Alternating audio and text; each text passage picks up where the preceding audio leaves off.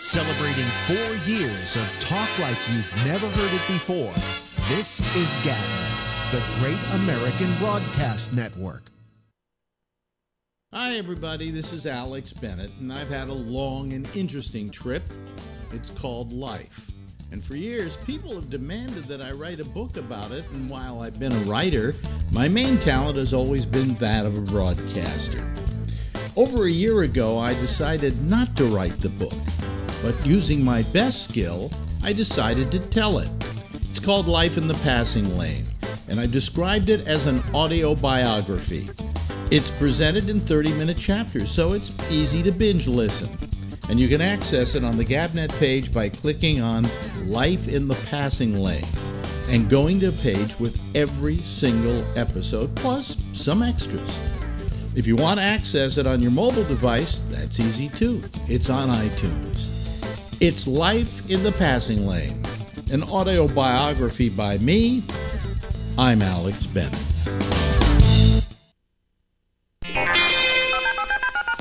In a day and time when the powers that be want to put people in neat little boxes.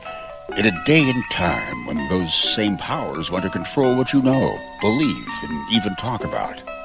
Here at GABNET, along comes a program dedicated to the free flow of thought and information. Dedicated to the idea that not all closed doors are locked, and not every shut eye is asleep. GABNET, home of the Great American Broadcast, presents The Intersection, the program for free thought, free minds, and free speech. This is Jack Bishop. Join me and Amy Manuel Tuesday through Fridays at 12 midnight Eastern, 11 p.m. Central, and 9 p.m. Western for The Intersection, only on GABNET. Hey everybody, this is Alex Bennett, host of the Ramble, heard here and seen here on GABNET, Tuesday through Fridays, live at 10 p.m. Eastern Time, and I got some big news for you. Our program has moved its live video from Facebook Live to YouTube Live. After extensive tests in our GABNET laboratories of at least 10 minutes, our mind was made up and we've come to the conclusion that YouTube is superior not only in video quality, but audio as well. And then there's the ease of watching it. Here's what you do. Simply point your browser to youtube.com/Bolo Bennett /live. That's youtube.com/Bolo Bennett, BOLOBENNETT /live. And you're there. The player is waiting, and you do nothing, and when the show begins, so does the player. Couldn't be simpler. In fact, tag that page as a permanent tab on your browser, and you're ready to go. And if all of this is too vexing for you, well, just go to gabnet.net near showtime, and the player in the middle of the page will start to play when we're on. We're thrilled with the new quality our move has provided, and while you're there, would you do me a favor and please subscribe to our channel? No, I beg you to. Hey, listen to me, I'm groveling, okay? I know, it's pathetic. I'm sorry, I'm debasing myself, and I really shouldn't be. Please. Celebrating 4 years of talk like you've never heard it before. This is GABNET, the Great American Broadcast Network.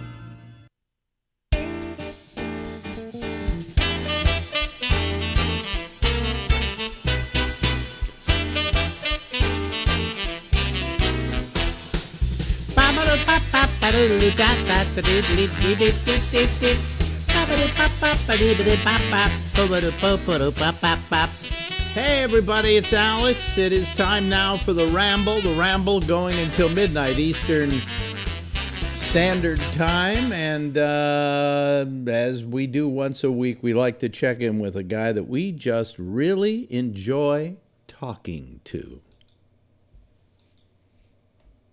A couple of weeks ago when we interviewed our next guest, who is, well, actually our only guest. Why am I saying our next guest? The show just started, and I haven't had a guest before this. Anyway, Larry Bubbles Brown you were sick. Yeah, I had that it was an allergy attack. I haven't had that flu yet that's killing everybody. Yeah. I get a bad allergy attack once a year now. Just once a year? Yeah, usually about this time of year. So. Really? Mm-hmm.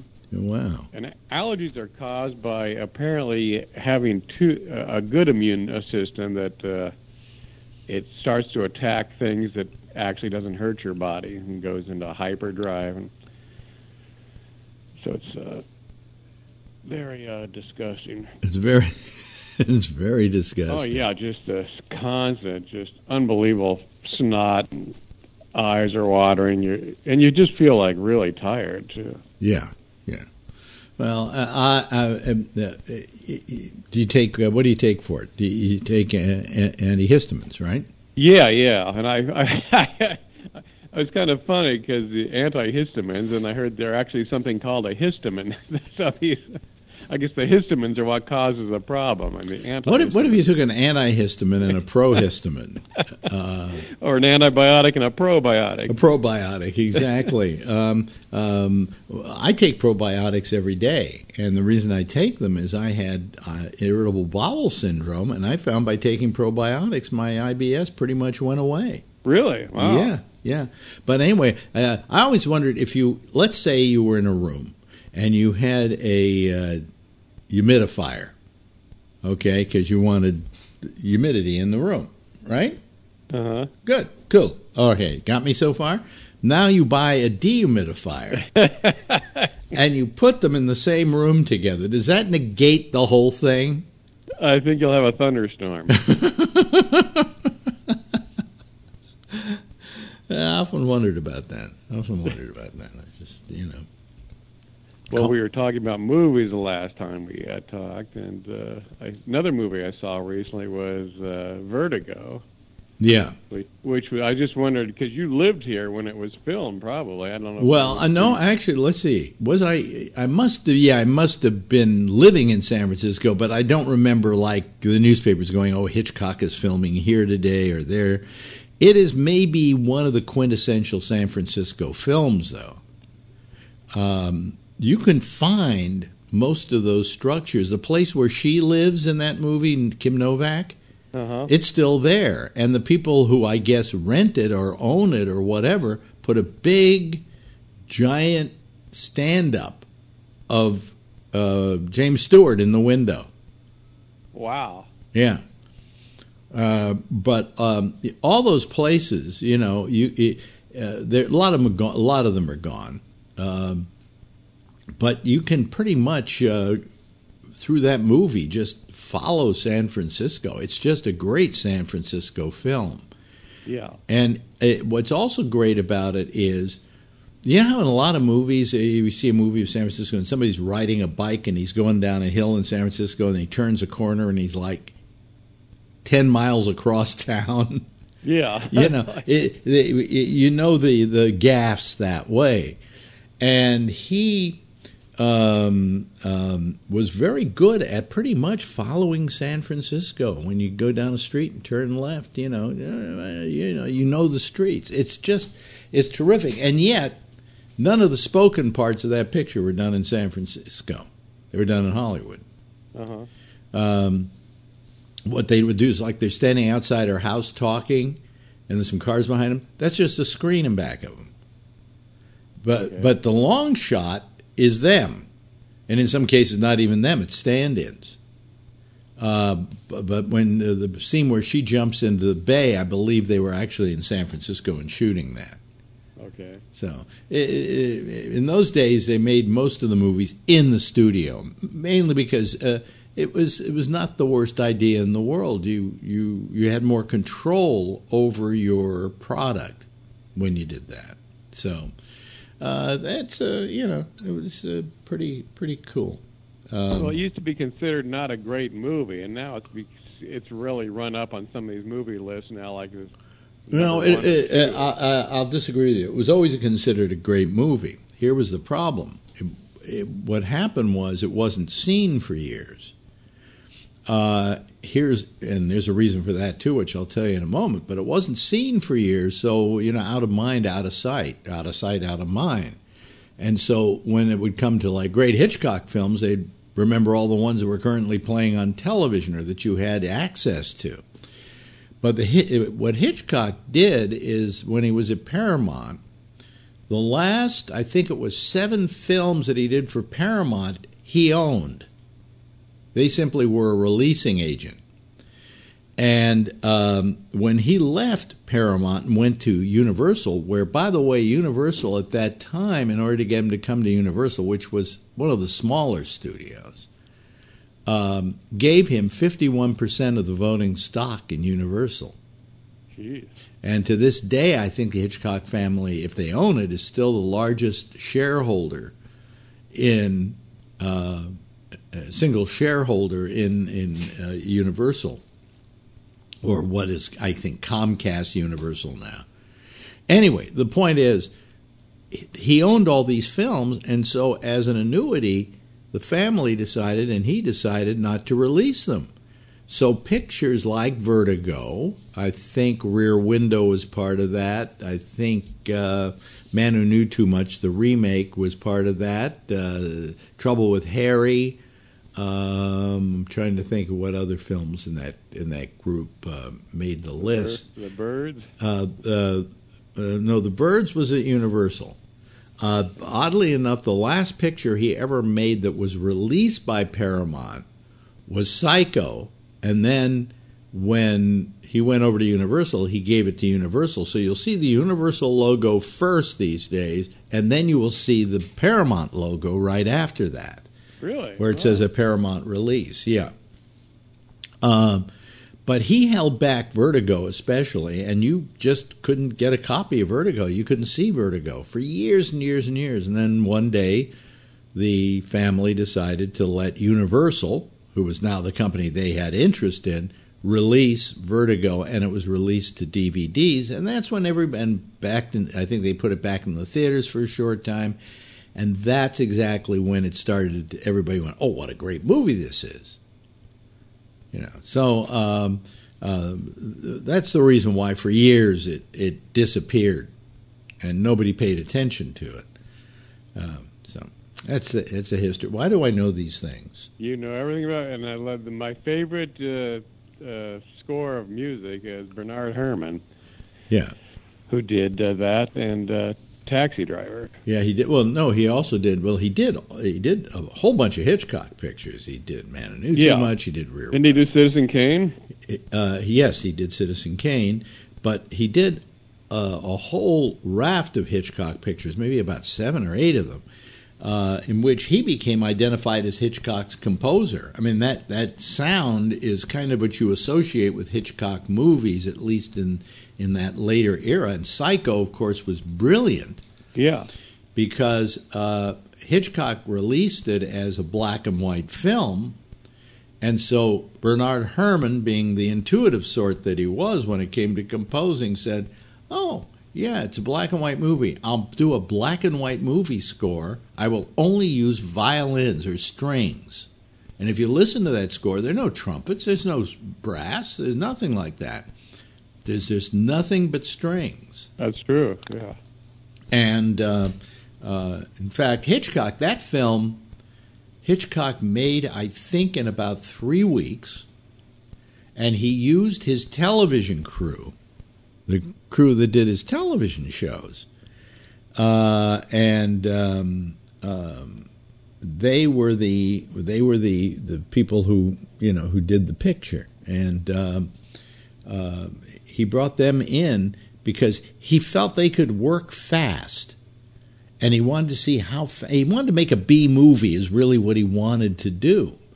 And so he got the crew that he knew could work the fastest, which was the TV crew, and they made this movie in about 3 weeks. Well, Psycho was maybe Hitchcock's biggest box office success. Hit the theaters, was a massive success. I remember he did a great advertising campaign on it in which he would not allow anybody to watch the movie unless they were after the first 7 minutes. That you had to be there before the first 7 minutes. They would deny you admittance to the theater. So that made people die to get there on time and to see this movie and what's it all about. And it was a good idea, too, because today we think about who goes to the movie after it started after 7 minutes. That's not the way we go to movies. In those days, you would go to a movie in the middle of the picture. And then you would sit there, and then you would go through the next feature after that, and then it would come back on, and then you would look at your friend and go, is this where we came in? And then you would leave. That's the way we watched movies in those days. Yeah. So he made it so you had to go from the very beginning to watch his film. And he was very strict about this rule. And that made people really die to see it. So that was great merchandising. But what happened was it was such a success that when he went to make his next film, Paramount said to him, or whoever, I think maybe it was Universal by that time because he had gone over to Universal, well, why don't you try and make it for the same amount of money you made the last one? Why don't you start, he said, I'm never going to do that again. Because he said they suddenly wanted to lowball me on everything, saying, hey, you made a movie for $300,000 or something like that. Do it again. And he said, no. He said, I was never going to do that again. But it's interesting, the cheapest film he ever did, the most inexpensive film he ever did, was literally his most successful film. Well, that's incredible, shooting a movie in 3 weeks. Yeah. And, to this day, it is such a classic that you can watch it again and again, and you know how it ends, but it still sucks you in. There are movies that suck you in. Godfather sucks you in. Casablanca sucks you in.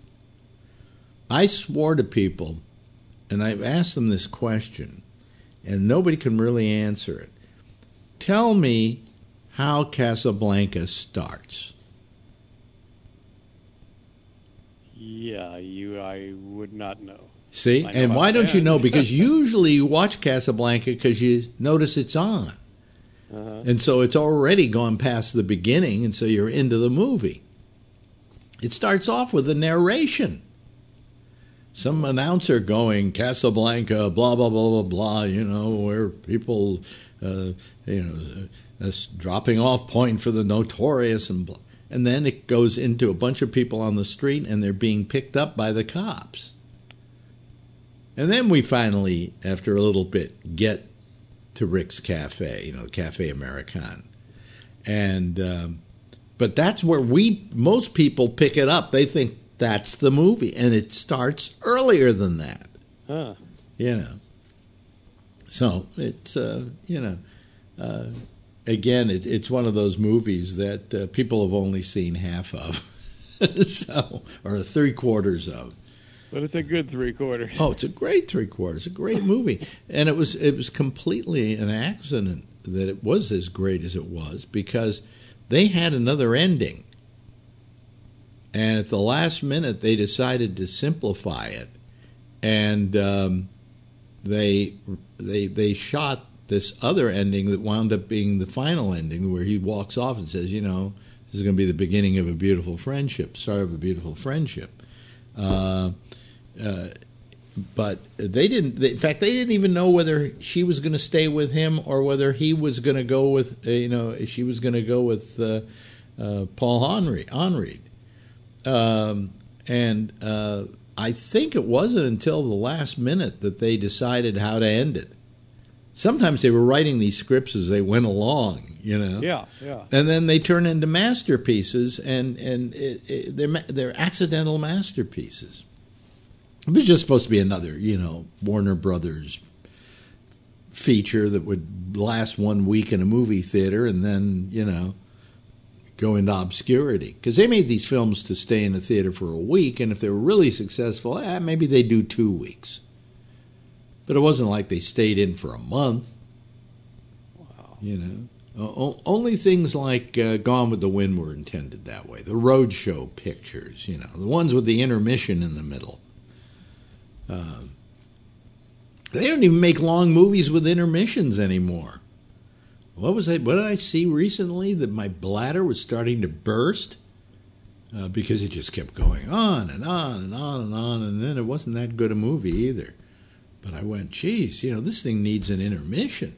I think it went on for 3 hours and 15 minutes or something like that. Yeah, very few movies. The last thing I saw with an intermission was Lawrence of Arabia. Yeah, I'll tell you, though, sometimes the studios slaughter movies. One of the greatest films, to me, if you were to say, what is your favorite film of all time? I think I would not have to think very long, because I would come up with the same picture keeps coming back time and time again when I'm asked that question. And to me, the best movie I've ever seen is Once Upon a Time in America, Sergio Leone's film.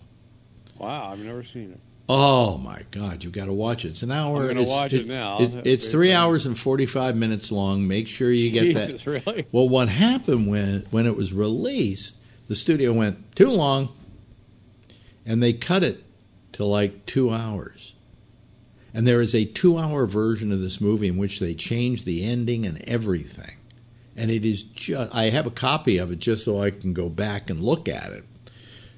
But it was just horrible. Just horrible. And that's the one they kept releasing to video release for years. And then finally one day said, hey, you got to release the European version. And then the 3-hour, 45-minute version came out. And it is one of the most wonderful movies you've ever seen. It is just, it's about Jewish gangsters. James Wood, Robert De Niro, a whole bunch of other people. It was the first picture that Jennifer, what's her name? Oh, God, the Academy Award winner. But Jennifer Connelly, I think, her name, yeah, that she was ever in. It was her first film, and it is just a wonderful movie. And I could watch that over and over and over again. And but if you watch the version they cut down to, it is just ghastly. I mean, how anybody could do that to a movie is beyond me. But they do it because they're idiots. They do it all the time, yeah. Yeah, they're idiots.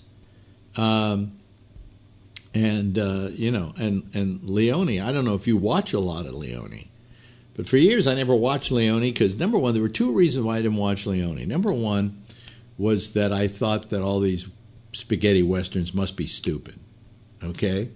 And then the second reason was they never released them in widescreen. They were always pan and scan. And all of a sudden there was this film called Once Upon a Time in the West that he did that I was watching, and because they couldn't do it any other way, they had to window, letterbox the picture for the first 15 minutes of Once Upon a Time in the West, which is maybe one of the best short films I've ever seen, that first 15 minutes. And you see the composition of his camera and how he composes the shot. And you go, this is wonderful. And then all of a sudden, when you get to the main part of the film, it goes what do you call it? Pan and scan. And you go, why? And finally they released it in full widescreen, and you sit there and you just gasp at the way he shoots these films and the composition that he puts into them. And so at that point, I started really catching up on Leone because all the stuff was now coming out in widescreen on video. And he was one of the greatest filmmakers that ever lived. I mean, really? Because I haven't seen much of his stuff. Yeah. You've got to go back. You've got to go watch Once Upon a Time in America because that's and then I would say my second choice is The Good, the Bad, and the Ugly. And Once Upon a Time in the West with the baddest, meanest Henry Fonda you've ever seen in your life. Really? Yeah. That's hard to imagine. It was the only time he ever played the bad guy. He always played the good guy. Because he was so wholesome. Wait till you see him in this movie. I mean, Leone puts a tan on him and ages his face a little bit, and it's a wonderful film. And Charles Bronson is the lead in it because Clint Eastwood wouldn't do it, which is shitty because Leone gave him a career. He made Eastwood, right? He made Eastwood, yeah, absolutely. But anyway, watch Leone. I mean, if you don't watch Leone, you've missed some of the greatest films ever made. And Once Upon a Time in America, if I had one last film that I had to watch because I was dying and I wanted to watch one last movie, that would be it. Wow. Yeah. It's even got, you remember Seinfeld, of course, right? Mm-hmm. George Costanza's mother is in it. Oh, really? Yeah. What's her name? I can't remember her name now. Estelle. Estelle. She plays the mother of this girl who one of these little guys at the time is trying to woo, and it's just, I don't want to spoil it for you. It's just go rent it, buy it, go online. Well, I don't know if you have online. No. I'll just. You don't have, because you don't have the internet. Basically, you have only dial-up. You can't do Netflix on dial-up. You can't do that, no. But I got to come out to California and get you into this century. Yeah, when you come out here, you're going to set me up, because that's just driving me crazy. Yeah, I mean, you should get a high-speed internet into your apartment, which wouldn't cost you that much anymore. I mean, you can get decent speed internet for like $20 a month or something like that, maybe less. Oh, really? Yeah. Out here, I see 40 and 50s. Yeah, but I'm paying 20 for the dial-up. But that's for very high speed. I bet I could find you an internet. You got to, plus, do you have cable? You don't have cable, do you? I don't have cable. But Son, if I could get something just where I could see a little video, that'd be great. Well, I mean, if you got Netflix, you'd be, or one of those, you'd be watching all the time. Yeah, my sister got Netflix, and she said it's amazing. Yeah, it is amazing. But there's other stuff that this is part of basic cable, like Turner Classic Movies, where that's a treasure trove, and they don't run commercials, at least not in the traditional sense. They don't break into a movie for a commercial. They have that much respect for films, But I can't imagine not having the internet, not having cable. Hell, I've had cable for 30 years, 35 years, and you've never gotten it yet. I know. I'm living like a Luddite. You're not living like a Luddite. You're living like a hermit, for crying out loud. Ted Kaczynski. You got your little cabin in the woods called San Francisco, and you've got no internet. Wow. That's amazing. I guess there's no way anybody could steal your identity. Really, I'm serious. I've got good security. You have set up the best firewall of all time. You have just eschewed a technology altogether. I think that's wonderful. Let's see. And I didn't stop to think about it. Yeah, you don't have cable, so you don't have internet, so you don't have Netflix, so you only have dial-up. I've got a flip phone. Do you? Yeah. How old is it? I think it's like 10 years old. It's kind of like if you try to send a text message where you have to push the button 3 times to get each letter. It takes like an hour to say hello. Oh, God, I love you. I just love you. You are the best, man. You've just said, go fuck yourself, society. Pretty much. I'm the analog man in the digital age. Exactly. That's what we should call you. Stop Bubbles. Larry Analog Man Brown. I like that, yeah. Or we could short it to AM. Analog Man. Hey, look, we've run out of time here, and we're doing this on the internet, but of course we're talking to you on your telephone. Yeah, so I'll never hear it. You'll never hear the show. It's wonderful. We do it every night. It's on video, which if I got you up and started, we probably could have a video of you so we could then show you on video. Let's set this up. Yeah, because you're the person you're my go-to guy. Hey, listen, Larry Brown, thank you so much. And thank you. The time just flew by. Yes, and we'll do it again in about a week. Sounds good. Larry Bubbles Brown, ladies and gentlemen. Bye-bye. This is GabNet, the Great American Broadcast Network. Talk like you've never heard it before. And that's Larry. I love Larry. Who doesn't love Larry? Everybody loves Larry. Don't they? I think they do. I do. You should. Everybody should. Anyway, let me clear a few things here. I got to do a little bit of work here. Do you mind? I just want to I want to clear the lines here so that we don't have any extraneous callers here. Hold on a second. What happens, I wish I could tell you what I have to do here, and I should have done this earlier today, but I didn't, so fuck me, fuck me. Anyway, hey, listen, the lines are open. We use GabNet live as our ID on Skype, if you want to call us. If you don't know what Skype is, and you don't have Skype, and you want to use Skype, then might I suggest that you go over to our gabnet.net page. It's gabnet.net, GABNET.net, N-E-T. And over on the right-hand side of the page, it tells you how you can get Skype. It tells you what Skype is, how you can call us on Skype. It even has it even has a button, little thing you can click on that will dial it for you to get to us. And new users and new viewers and new people, I better turn on the air light, otherwise girlfriend will think she wasted money on it. Let me see here. Where was I?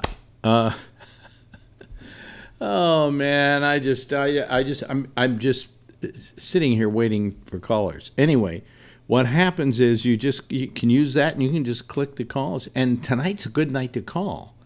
Why? Because Phil isn't going to be here. The all clear is out now. And those of you who don't like to call because Phil calls, you can call and don't feel intimidated. Okay? Anyway, how's my beard doing? Is it showing up at all? I decided to grow a full beard. Mainly because it pisses girlfriend off. She didn't like beards to begin with, so why she fell in love with me, I have no idea. And neither does she, really. I think she questions it every day of her life, but, whatever. So, you know what she does to me? I'll tell you. Give us a call, folks. I'm waiting. She says to me that I talk nasty to her. I talk kind of like cranky towards her. And I do that. And that's because I'm a cranky old man. No, but the reason I do it is if she asks me something and I give her an answer, and then she asks me that question again like 10 minutes later, my answer is not as nice as the first time I answered it, like, no, we can't do it that way. And my second time it's, no, we can't do it that way. So, I don't mean to make her think that I'm talking down to her or talking at her or whatever. But it just, it's kind of like, I'm sorry. But she got very mad at me again tonight, and then all of a sudden, like 15 minutes later, she's sweet as a bug. So I don't know. But whatever. Also, she works. I don't. And that's rough on me because I like working. Okay? I like being the person making the money in the house. And now I find I'm not. So I have to do my part. And I become like the house husband. I make the bed every day. If the cleaning woman doesn't come over a particular week, I find myself cleaning the house. Whatever. So anyway, I'm waiting for a call. Somebody. Nobody wants to call. Hey, I can turn this off and just go to sleep early. I really could do that. But I swore I wasn't going to beg. I swore I was going to swear off begging. Okay, so I'm not going to beg any longer. Anyway, so where was I?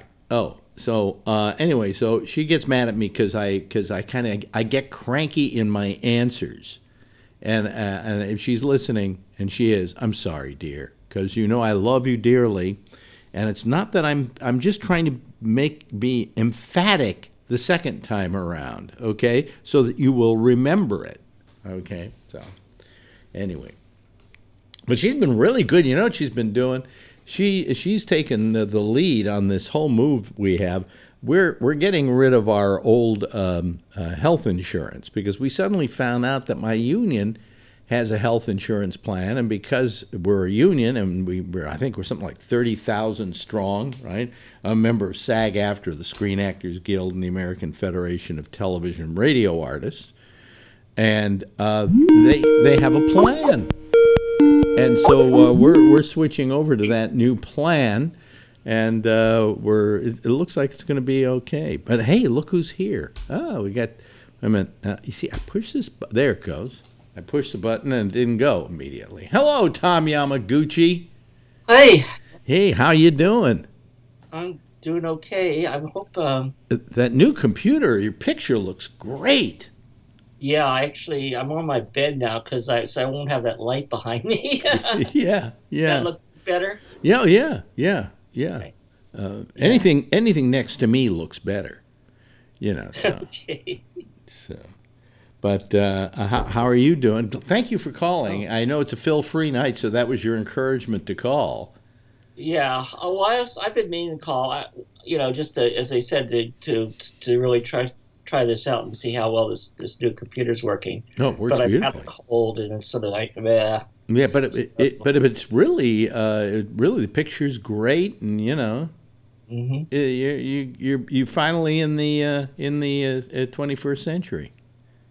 Well, my other computer was 2010, so I think I replace them every 7-8 years. Well, I have one here that's 2010, but it's a really heavily built Mac, and it works beautifully. The thing I'm using here, though, is a PC that my wife had at her office, and they got her a new one, and so this thing's got to be like 4 or 5 years old, but it's working beautifully, You'll find that a newer computer today will last you maybe longer and better than one would have that you bought 5 years ago.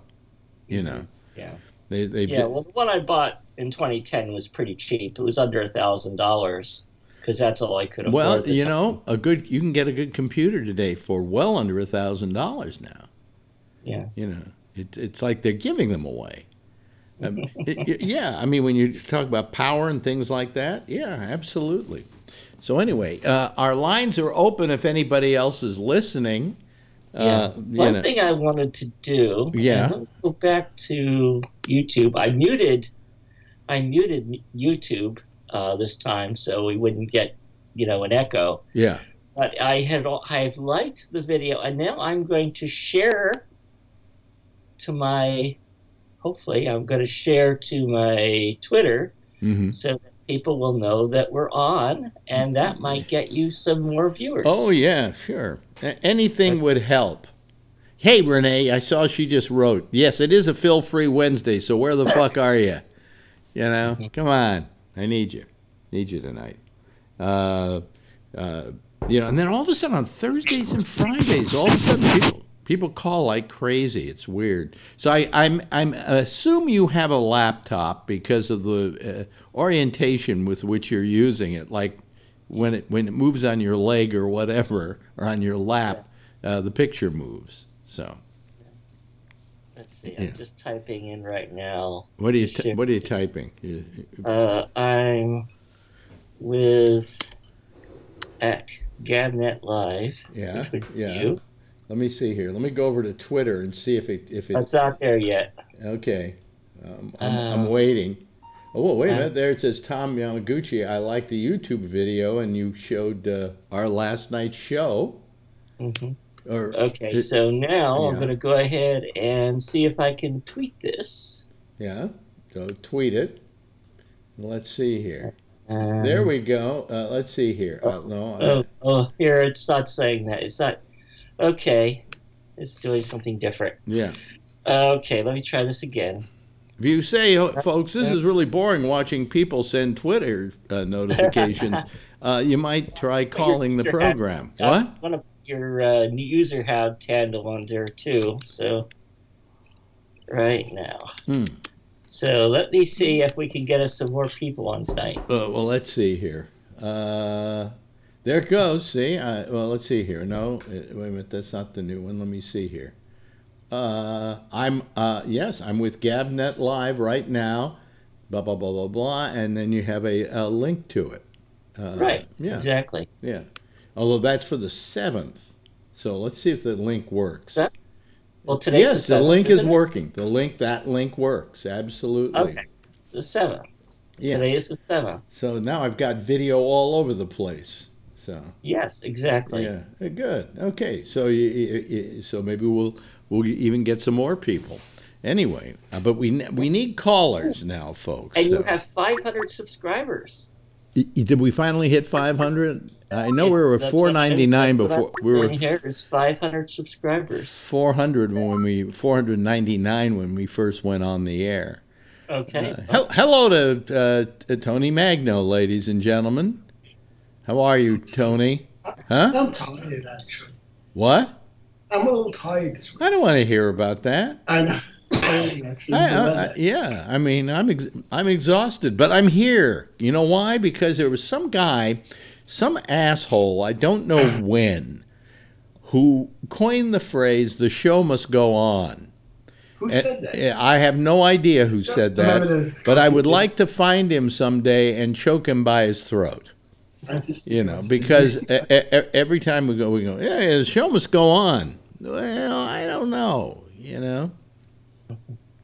Could be called off because I just don't feel like doing it, but, But I'm here every night. Doesn't that amaze you? The only time I didn't do this show for any period of time was when I was in the hospital with my kidney stone, which put me out of commission for about a week, But outside of that, if I could have somehow done it from my hospital room high on some very nice drugs, I would have done it, What they give you stuff. I got to do drugs one time.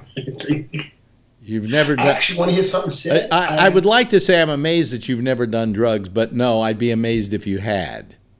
Yeah. You know what happened, Alex? My cousin, we're going to have a 50th anniversary for our elementary school. So one of these kids who I wasn't really friends with him, I just kind of knew him from like elementary school from one of my classes. I don't remember what classes. He actually overdosed. My uncle told me. He said, so-and-so overdosed. I said, really?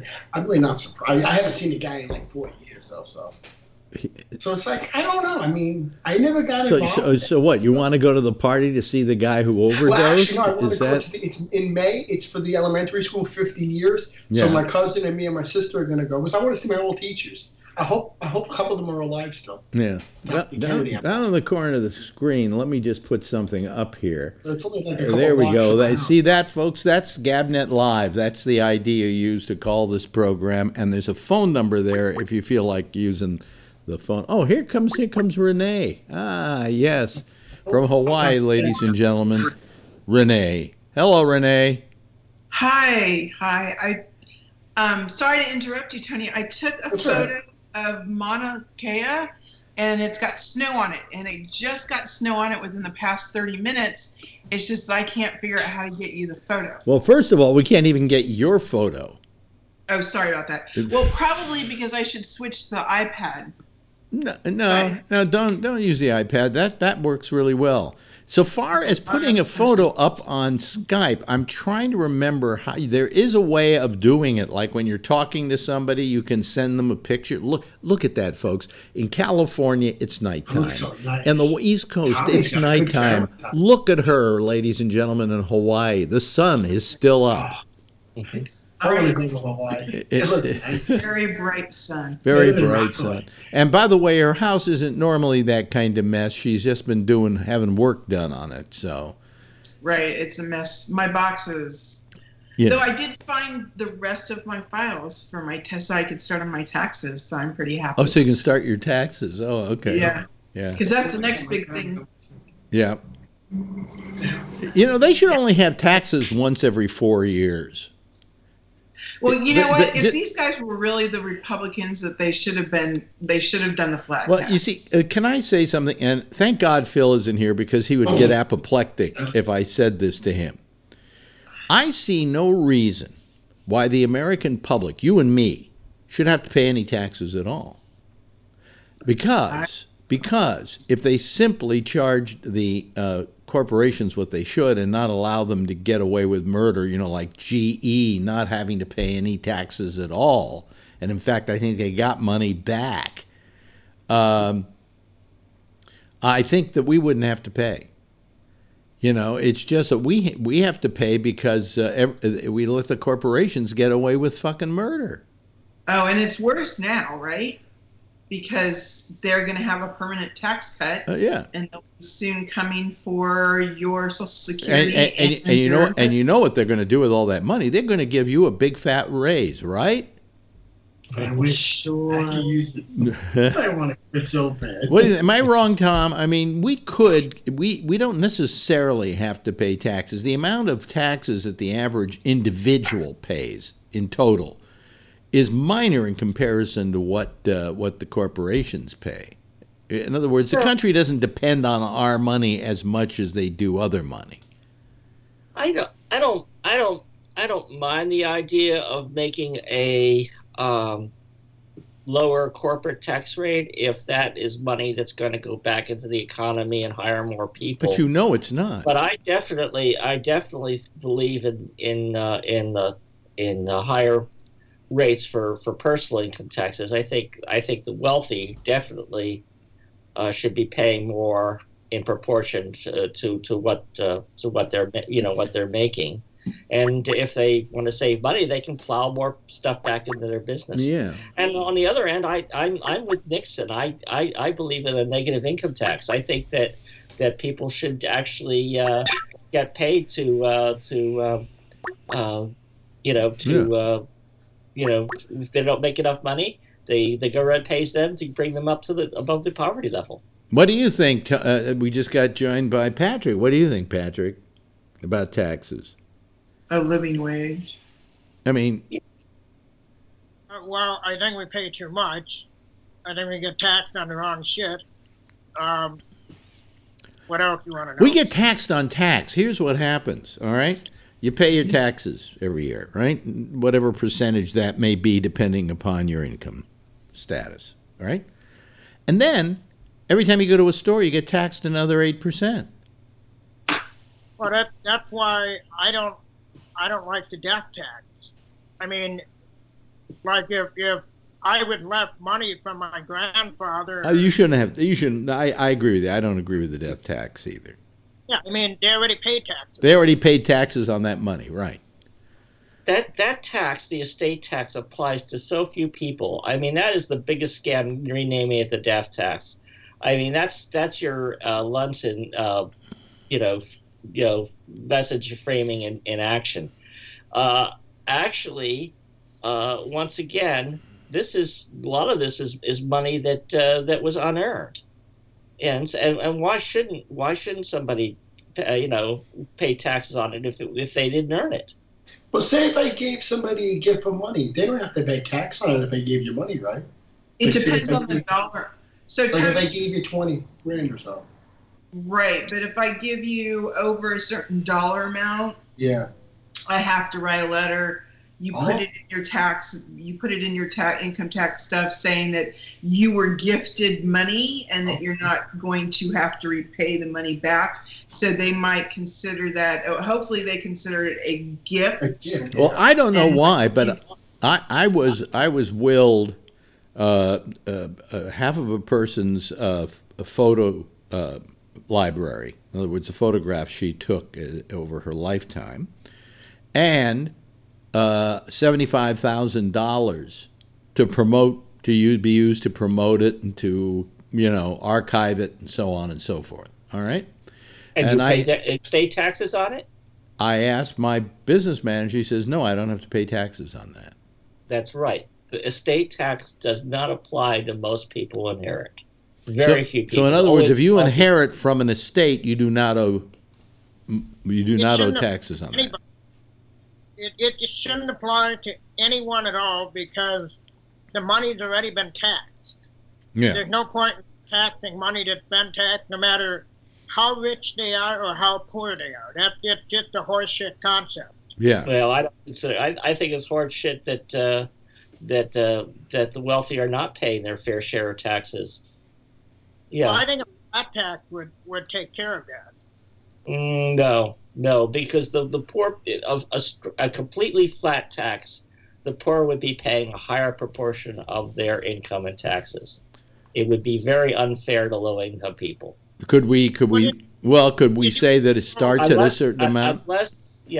Unless you have a cutoff way high enough that you have a personal amount, a certain, like maybe 20,000. The first 20,000 is untaxed or something like that. Maybe you have that, but otherwise it's completely unfair.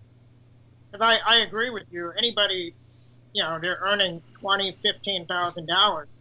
Yeah, of course, the percentage is going to be higher on them, but it should be just like any other sort of, like what Trump did. God forbid we bring him up, but the first $20,000 isn't taxed. I think that's a reasonable thing, and if it was a flat tax, it should be the same thing. Yeah. And maybe you raise that to $30,000. And then anybody making over 30, you start with the flat tax. Yeah. On the other hand, there's something else wrong with the flat tax, but I can't remember what it is. But there's something wrong on the high end. And the question is, if you do a flat tax, do you then say no deductions? In other words, do you allow that there should be no deductions if there's a flat tax? You just, you 10%, you pay the 10%. That's it. There are no deductions. There's no, I bought, keeping all your stubs. It would be actually a postcard size return. How much did you make? What is 10% of that? Where's that 10%? Did you take it out of your pay and it's in a thing, or do you owe it to us? But that's all. That's it. Make sure we get our money, and leave it at that. I don't know that I disagree with that, but I think that yes, it should start at a certain point. We should figure out what a living wage is, and then we allow the 10% to be taken out over that living wage. And I don't know what you consider a living wage today, but what would we say a living wage would be? I would say 30,000. I'd say 35, closer to that. Yeah, and that's. I'd be willing to go up to that. That'd be fine. Yeah, but that's my wage between my Social Security and my union pension. Thank God my wife is working. Yes, Renee. Just say Miss. I'm about to send a file, so in case it crashes everything, be aware we have to call back. Oh, okay. What is the file you're sending? I'm putting it in the text area of the conversation. Ah, I see. Oh, okay. All right. And I think the people have to, I don't know how Amy does that, but I guess you have to click on it to see it. Yeah, you have to click on it to see it. But I don't know. I don't know where I would go. I don't know where I would go for that. See, for the conversation side of Skype. Yeah. Oh, it's here. It's right here. It's here, isn't it? Let me see. Yeah. There we go. And there's Renee Collins' picture. And so click on the little eyeball. Let me see here. Well, I can't make it bigger. But here it is, folks. If you can look closely, that is what mountain is that? What? It's Mauna Kea. Mauna Kea. And it just happened within the last, I'd say, about hours. So you people know now, and you can prove it. Yeah. There's snow in Hawaii. There's snow in Hawaii. Now, how do I get out of this? I don't know. On my screen, I can click on the little eyeball, and it blows it up to desktop size. Okay, but I need to now make this. Oh God, how do I get rid of this now? Oh, there we go. There it is. There we go. Yeah. Anyway, simple as that. It'd be really nice to put it inside the conversation so you'd all seen it without having to go to the chat. Yeah. But I don't think I've gotten that far. Well, anyway, everybody, there was Mauna Kea. With snow. Yeah, and with snow. And how much snow is up there? Are you getting snow where you are? No.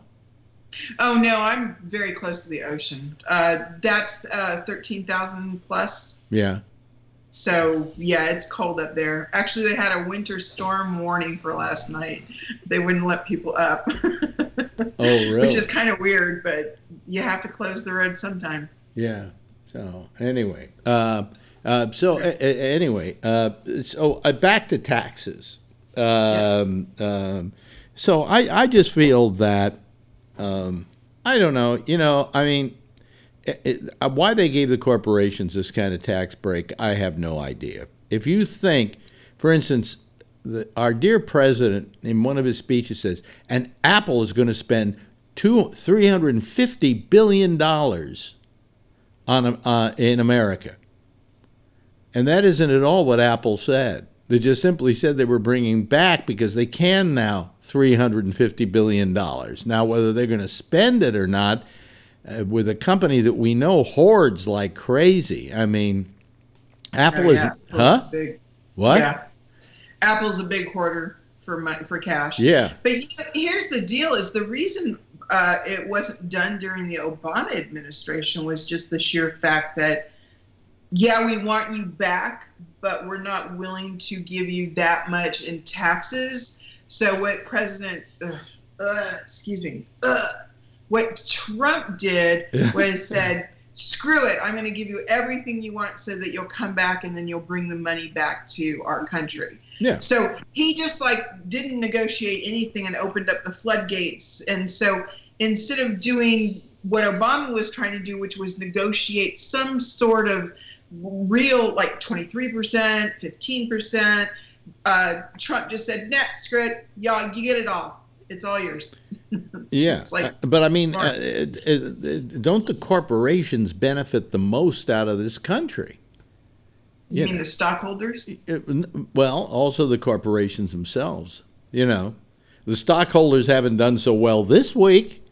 I just looked to see how much money I lost this week, and I estimated it at something like almost $3,000 in the last week. You know, and for someone on a fixed income, a retiree, it would be nice to have more money than not have that much money taken away from me. But then again, I made a lot of that in the last month and a half or so. So wait, you didn't get your $1.52 that Paul Ryan tweeted about? He took that down. What was it about $1.52? I heard about some tweet by Ryan. But what did he say? Oh, he was saying how great the new tax deal is for everybody, and some idiot in his group went down a sheet and said, okay, this group is going to make this much money, this group is going to make this much money, and so he just gave them a number, and they didn't filter it, so they didn't say this person's going to make $40,000 or this person's going to make $200 more a week. They picked the lowest one. They gave them so the admin person or the waitress is going to get $1.52 a week. Wow! And that's what they texted out. That's great. That'll pay for her Netflix subscription. Yeah, and everybody was like, "I can't believe you picked the worst thing." Well, I'm not. You know, while you were at it, assholes. Why? You know, my only income personally is Social Security and a small union pension. All right? Okay. You want to give everybody else a raise? Give me a raise too. Give me more money in Social Security. I wish you would lower Social You know, as long as you're passing out the money, hey, throw a little my way. I think under Obama, my mom got a raise in Social Security. Well, yeah, there are always raises. There are cost of living raises that happen just about every year. Patrick, I mean, don't you think? Are you on any kind of assistance? I mean, do you get some kind of help for your medical condition, right? I mean, besides Medicare or something like that. Disability. Disability. I mean, shouldn't you get a raise? I don't know. Everything goes up. Funny that. It depends on the taxpayer. I don't know that I'm entitled to more money than what I'm making. Okay, well, let me ask you this. Now, I don't have any kids. Tony doesn't have any kids. Do you have any, Renee? Nope. Nope. And Tom, do you have any kids? He's got one. You have 2 kids. Okay. Oh, 2. Sorry. I lost one. I apologize. By the way, 2 of these people, Renee and Tommy Miguchi, were both there when I got installed into the Hall of Fame, the Bay Area Hall of Fame. So I just thought about that. You were talking about coming back to San Francisco. Do you have any idea when that might be? No, maybe the summer, something like that. We might do some shows out there. But, so if I get a new iPhone, for fuck's sake, please send it to Larry Bubbles Brown, my old one. You know something? I just figured it out today. I'll tell you what I bought. I'm so in love with my Amazon Echo that I bought the Amazon Echo Dot or Spot. I got the Spot. And it's a little round. Have you seen it? It's like this, about this size, round. It's got a screen in it and a camera, and it can sit by the bed. It gives you the time, nice. Shows you what the temperature is outside. You can do all the things you do with Echo, and on top of that, I can even call girlfriend on her Alexa app at work and do face-to-face.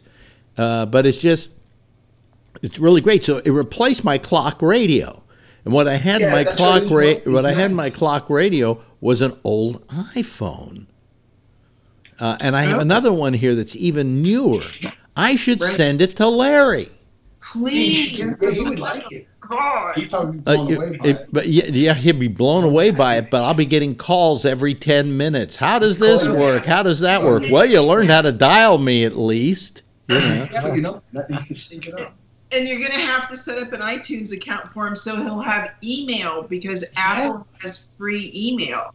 So if you set up an iTunes account or a .Mac account, you're right. He'll be able to access that, right? You're right. If you wanted to, you can set it up for him. But now, you see, what I got to do is I've got to have somebody out there who can go out and he won't even. Wait a minute. Hold on a second. He doesn't even have. He has dial-up. Okay, so how is he going to download all the apps? I mean, he can download the apps, but 3 years later, you will get one of them. Okay, so what they suggested to me when that was happening to me is that I go back to their store and do it all through their Wi-Fi. So once I got set up, then I could come home and do all the stuff. You have to realize when we're talking about Larry, and people heard Larry earlier, we're talking about somebody who is virtually identity theft proof. There is no way anybody could steal his identity because as far as the internet knows, he doesn't have an identity. Yeah, that's pretty good. So maybe we should leave him that way. He may be safer. True. Yeah, so one of those funds need to go back to the battered women's shelter, and the other one needs to go to Larry Bubbles Brown. Yeah. Or the other thing that I was thinking about is that you're supposed to be able to turn your old iPhones into a security camera and leave it at home for yourself. So you switch it, the dead one up, or the old one up and make it a security cam. And you'll be able to for what? do that. I mean, I don't have, so I can see if somebody's robbing my place while I'm in China? Yeah. Yeah, and what can I do about that exactly? There you go. You can yell at them in your old man Jewish voice. Yes. Keep your hands off of that. Yeah, yeah. So, anyway, so I got this new Echo and device, and it's really nice. But it replaced my clock radio. Okay, so now I have another thing that I can use, and it's terrific. I'm very happy with it so far. Except they keep putting messages on the screen every now and then. It's like saying, do this, you can do this, you can do that. And I don't want that shit, and I can't figure out how to turn it off. Oh, the tips keep coming at you? Yeah. So I pulled a fill. You pulled a fill? Mm-hmm. Now, let's see, what would that be? You either Okay, so you either bought something that's too expensive for what it really is. Oh, did I just hit the nail on the head on that one, huh? Oh, okay. And it's related to the conversation you were having about your voice activated. Well, you bought an Alexa? No, I bought An a Echo? HomePod. What? And it's going to be here soon. You bought a what? I bought the Apple's brand new HomePod. Oh no! Oh no! Oh no! What a waste of fucking money that is. You know, I waste my money on the fact that I get like Apple TVs. You know, I hope Phil's listening. And they're like $200, but I get the Apple TV. And the reason I get it is so that I can observe how it operates with my shows on live stream, things like that, okay, YouTube and so on. But I would never get that new HomePod because it doesn't do anything more than the Amazon Echo does for what, $79, $69? Well, it'll also interact with my my outdoor lighting, my indoor lighting. So will and, the Echo. To do my draperies. The Echo does that. Can do my draperies. It can do anything that is hooked to some kind of system that can be electronically turned on and off by, you know, Wi-Fi and so on. Well, I told you I pulled a Phil. You pulled a total Phil because when I saw that thing and I saw they were charging $349 for that thing. For it, yeah. And when you compare that to the $79 and it doesn't do, you know, the only thing it does differently than the Amazon does and the Echo does, the Echo will allow you to order on Amazon and the HomePod will allow you to order on Apple. I mean, speaker quality of the HomePod, and that's the other reason to do this, is because I didn't want to use the speakers I had. The speaker quality of the HomePod and the sonar, the sonar it's using to map out the room is going to be way better in sound than most. I'm telling you now that I have the old Echo and the sound is terrific, and they say the sound on the new ones it's Dolby Digital. You know, so I mean, I think. Well, I'm so happy for you. You know why I'm happy for you? That you've got that kind of fuck you money. Well, it was either that or put everything together on my own, and you know, having Marantz talking to, you know, a set of speakers and then having it talk to a mixer and then it's doing the whole thing. It's really difficult to do all that, and then to add the new technology to it. It was just too much. So this is going to allow me to put my center speaker up without a problem, and it's going to allow me to run my 4K, my Apple 4K, which will allow me to run my music. It'll allow me to run my add-ons like the Hulu and the Netflix, and then all the rest of that. So it's going to be running the entire house until the electricity goes out because of an EMP pulse because of Trump. So yeah. Until that air raid warning is for real in Hawaii. Okay.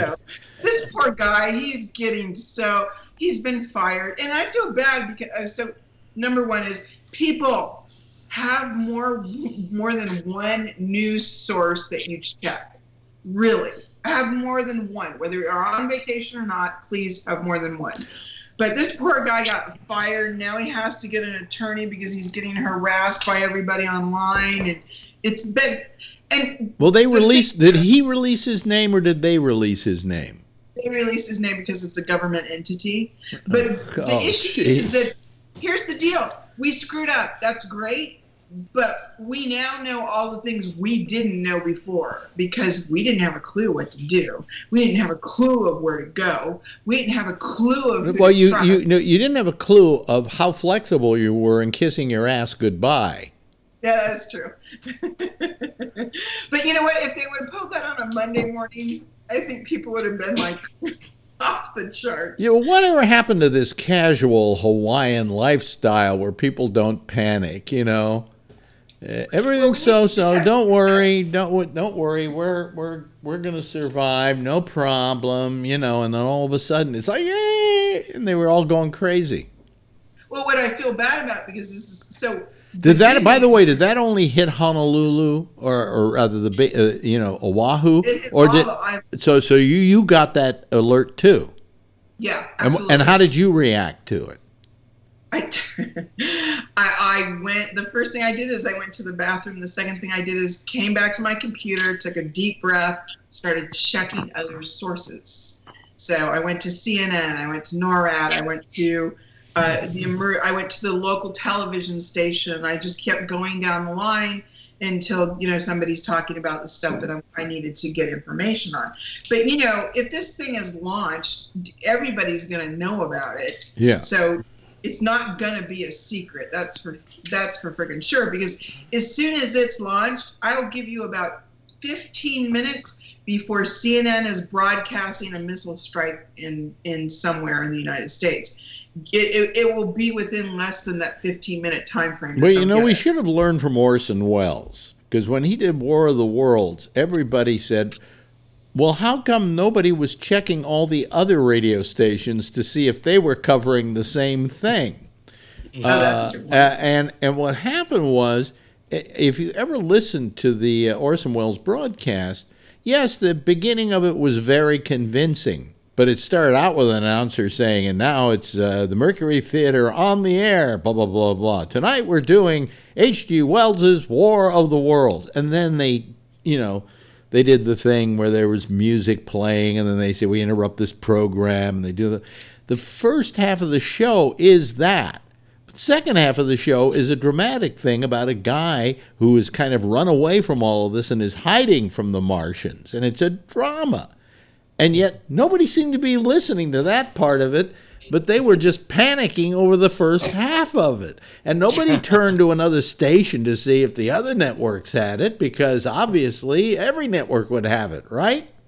Yeah. No. Everybody would know. And so consequently, people were like, packing their kids up and driving away and, doing all kinds of things. You know what? They didn't, and the people are still really angry because National Public Radio here is playing everybody's fears and talking about what happened. But the point is that instead of being mad, we need to figure out where our asses should be. Can we fix this? Can we hide? Can we find a place? Is it a chemical attack? Don't breathe. Do we need to duct tape the room? The whole thing. So there's very little people. There's very few talking about that, and they're really putting this guy on a spit and just barbecuing the crap out of him. Well, I mean, I hear this guy actually made the same mistake several times before, but it didn't get as far as being broadcast. That but when he fucked up before, they should have said adios, but they didn't. I don't, because they practiced this drill. According to them, they practiced this drill over and over and over again for the time. So I don't know what he was thinking on Saturday morning that it was coming, but what I want to know with this guy, and I thought about this the other day, is of course nobody's ever going to hire him for that kind of job again. But what kind of job was it, and how did he get it? Well, it had to be, okay, so according to what I know, it's a Hawaii state government job. Okay. And so he was a state employee, and it's the emergency management systems, the Hawaii version of the emergency management system, which has had many reduce. But this particular Hawaii, the reason Hawaii's got its own, of course, is because we're in the middle of nowhere and we need to know. And after World War II, this became very important. So we have air raid signs going off. Yeah, but all I know is what it was the job category that he had that put him in this position, and how did he get it? Why, you want one too? No, I don't want the job. No. Well, it is a broadcasting job. Of sorts, I don't think it was. I mean, it was bad, but I think everybody figured out. Okay, but what does he do now? The question is, what does he do for his next job? No, man, he's going to be working at Wendy's or something. And when he goes in for that job, even to Wendy's, and they ask him, "What did you do before this?" Or do you have any references? There you go. Yeah. Yes. That's gonna be a tough one. Yes, Patrick. Actually, he should work at McDonald's because they fuck up orders left and right. Very good. Very That good. would be a perfect job. And he can work on the microphone there. Yes, exactly. Number 22. I mean 21. Thank you. Well, and let's talk about this for a second because they were talking about it. Patrick, this is a big deal because the people like Patrick that are in wheelchairs that are on a bus, and they figured it out, it takes an average of 10 minutes to get a wheelchair person off of the bus. Now, what if you have 4 wheelchair persons? That's 40 people. And they're like, well, what do we do with these people? And then the first thought is to take them back to the main hub where they at least will be safe. But those people didn't want to go to the main hub. Those people wanted off the bus. So it showed a whole bunch of flaws, which we have to thank this guy for. Yes, Patrick. One of the things that hit home and is a reality for me is we have tornadoes here in Wisconsin. That's a good point. And the recommendation is if you do not have a basement, you go into the innermost room of the home or bathroom, get into the bathtub, and cover yourself with like a mattress or something like that. Well, I don't have a basement here, so even if I did, I would have to have one of those stair climber sort of deal or whatever. Yeah. Okay, those run on electricity. So I would need, let's say, a generator, okay? But the reality is when a tornado is coming, you get about 10-minute notice maybe. I've just realized that with a tornado, I'm fucked. I mean, I'll go in my bathroom, but I can't get in the tub because I'd never get out. You know, that sort of thing. And the other fun thing that is a reality for me is if my apartment or house or whatever would ever catch fire while I was in bed, I'm pretty much screwed because I would need to get into the wheelchair, and if the fire is outside of my bedroom, I would need to get out of the room, but I'd be going into the fire. So then you'd say, well, what about breaking a window in the bedroom? That's a good idea. However, it's higher than what I can climb. So all I can do at that point is start breathing in the smoke and hope to pass out from smoke inhalation and have a quick death. Well, our guy Forbin, who writes all the time, said, could Phil defeat a tornado with all his hot air? That's fun. Or suck all the energy. Hey, Ray Renati's joined us, by the way, in case you're wondering who that handsome actor-looking type guy is there. Thanks, So, Alan. Patrick, you need one. So, what we have, if you have a 2-story house, this comes up all of the time. Yeah. How to get out of the bedroom safely. And a lot of people have rope ladders that they just store in a part of the room where you could actually make a rope, or you could have a rope where you lower the actual wheelchair down first, but you'd never be able to get it open. No, the wheelchair doesn't collapse that way. Oh, okay, good. Take it apart in pieces and put it together in pieces. And if you're interested, there's a video on my Facebook page in one of the albums. You can see me doing it. Okay. So for me to, because I live by myself, for me to put the chair on a rope and throw it out the window would mean I'd have to be out of the chair. Yep. Which then puts me on the floor. Yep. Now I'm supposed to lift a 40 or 50 pound wheelchair up over my head and out the window. I've come to terms with if there's going to be a fire, I'm going to die in it. Yeah. I'll just inhale the smoke. Have you come to terms, Patrick, with the fact that you just fucked? I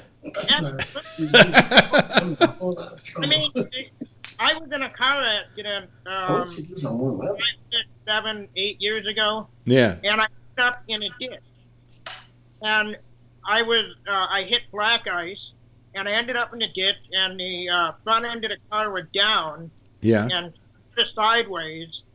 And sideways in a sense that the driver's side was more above me, the door. Yeah. So I couldn't get the door open. The wheelchair is below me, just for perspective. And my cell phone was on the floor on the passenger side, and I couldn't get to it. So, I mean, there are just certain things that you realize that when you're paralyzed, you're fucked. But the good thing about that is that accident could have been so bad that it would paralyze you, but in your case, it wouldn't do anything. I was already paralyzed, right? Yeah, exactly. Somebody came by, and I was able to, some cop got me out of the car and that. But, there's just realities that I have to deal with. Mm-hmm. And, just talk about, like you said, with, tornadoes and weather-related things, I'm done. Yeah, yeah. Wow. And I think I have to go with that, too, being on an island. I mean, we're close. And I do believe that North Korea has already developed something that will make it to California. So, Tom, you're up.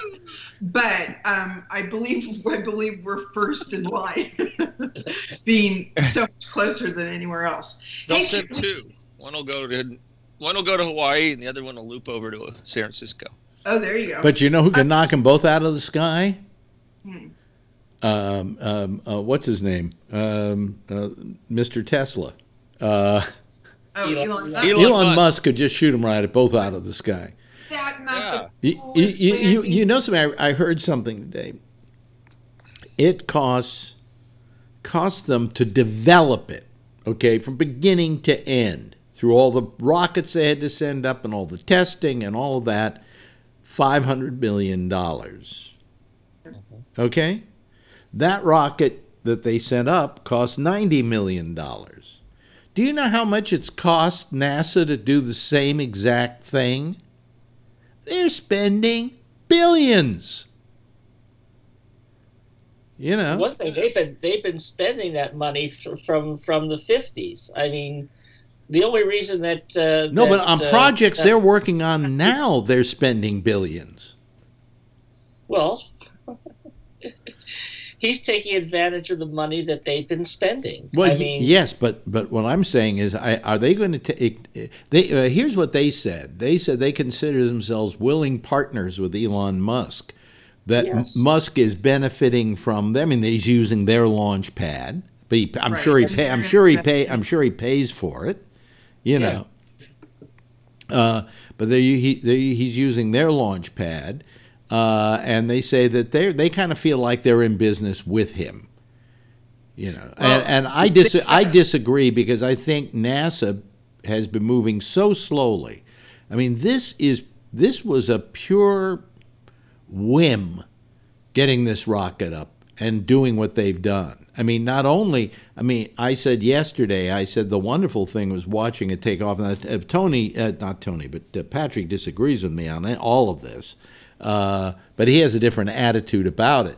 But the fact that they were able to send that rocket up, and it's a beautiful looking rocket too, that nice flatness look that it has, and then they lose they jettison the booster rockets, and you think, oh, that's the end of the game. The thing just goes up, and you keep watching it go up. No, these two things come back and land.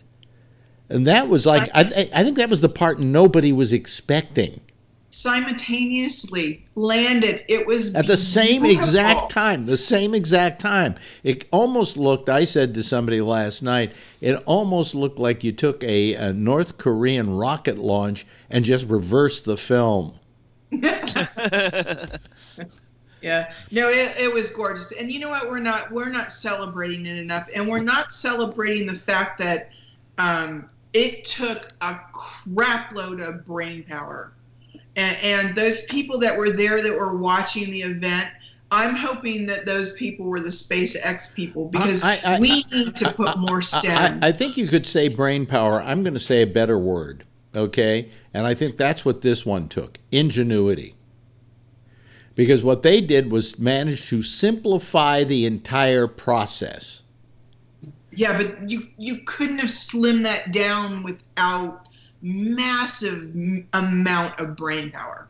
Yeah. Massive amount. But the fact that that nose cone opened up and what is now the front of that rocket is a Tesla with a dummy in it, and the GPS has a sign that reads, "Don't panic." And they're playing David Bowie, A Space Oddity, and hopefully that part of the trip will keep going. And it turns out now they did a bad trajectory, and they're not going to get to Mars, but they are going to go through the asteroid belt. Well, I was thinking you should call up one of these carjacking companies and ask them to trace your car because it got stolen. Yeah.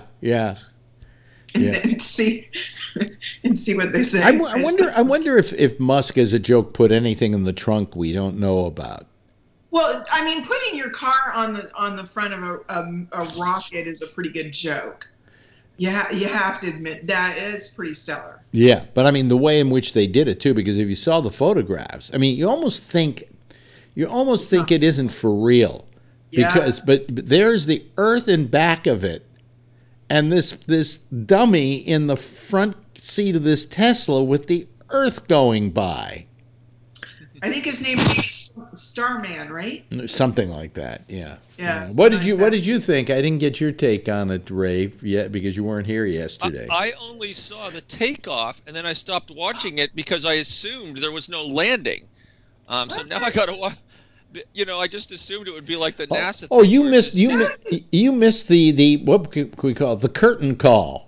Yeah, I'm gonna have to watch that part because as soon as I saw it go out of sight, I said, "Oh, okay, that was cool," but I didn't realize there was part 2. What I did is I didn't watch it take off. I had the TV on and it did happen, and then I went, "Oh, I missed it," so I ran it back because it had been on the station, and it ran back. And I sat there and watched the whole thing. And when I saw those 2 other rockets land, I went, "Okay, I'm sold." You know. Yeah, I got to check that out. Yeah. Yeah, and you should watch the whole thing because then they talk about Elon Musk's Tesla that he just shot into space. Yeah, I read about that. I didn't know there was a Tesla in it when I was watching it. I thought it was pretty. They actually had a camera mounted on the other end of the car so they could see on the front end of the vehicle. I think you can look back. But you know, hi to John Rockwell. You there, John? Hello. Yeah, I'm here. Turn on your camera. I only see my. I see a still picture here, but I guess I'm here. Yeah. Do you have your camera turned on? Yes, I do. Turn it off and turn it back on. Let's see. Oh, wait a minute. No, I there you go. There we go. There we go. There's that handsome man. Anyway, did you see it yesterday, Tom, at all? Any of it? Not live. I watched videos afterwards. Yeah. And, I'll probably watch it again. Essentially, that's what I did. You can also go to SpaceX.com, and they have a lot of the videos of the takeoff and all of that. And did you see it, John? You know what? I need to look up something. John? Now he's well, we lost John. He was frozen there. I just, I'll tell you, in my lifetime, there have been certain seminal moments that I said, this is the seed change in human history. And the last time that happened was when we landed on the moon. I said, this is a seed change. Now we have left the cradle. And the thing was that we just never went back. We never took that point and moved beyond it. Getting to the moon was simply to learn everything we needed to know about space travel. But now we should have used that to go somewhere else. And I figured the next step was we were going to make a giant move towards Mars. And we never did. We never did.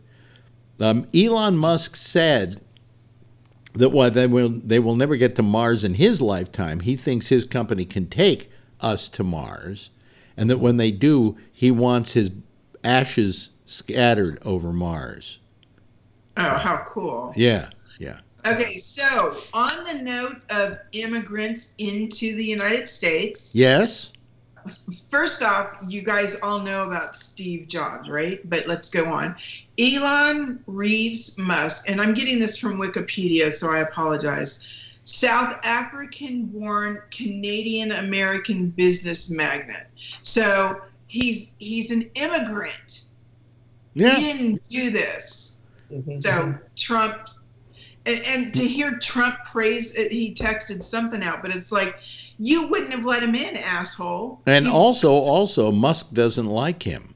Musk was on that initially on that committee that he put together of tech people, and he dropped out saying he didn't want any part of Trump. Well, you know, real CEOs don't want anything to do with Trump. He's not accountable to all of the people that a CEO should be accountable for. Yeah. Or to. Yeah, he's real jackass.